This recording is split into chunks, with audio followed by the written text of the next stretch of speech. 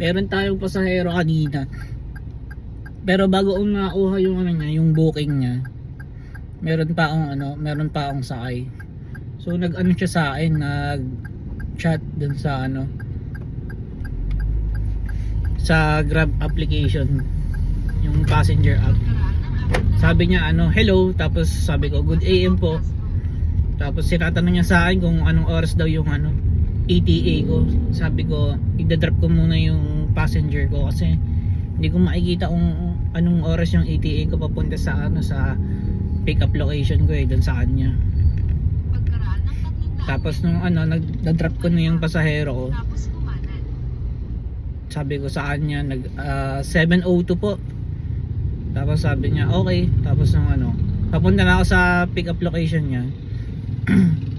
Siguro mga 6:58 andun na ako sa sa parang guardhouse nila eh.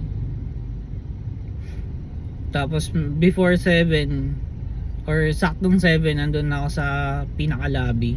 Putik, wala pa pala dun yung yung pasahero. Nung nag-chat ako dun sa app, sabi ko nandun na ako sa sa baba. Sabi niya pababa pa lang. Kala ko nandun na, nag-aantay na sa akin, wala pa pala. Tinanong pa niya kung anong ETA ko. Kala ko para makapag-ready siya, hindi pala. Aantayin pala muna niya ako dun sa sa mismong unit niya bago siya bumaba para sumakay. Anyways, lang, share ko lang sa inyo. Mga talaga, may mga ganyan talaga masahero. So, yun lang.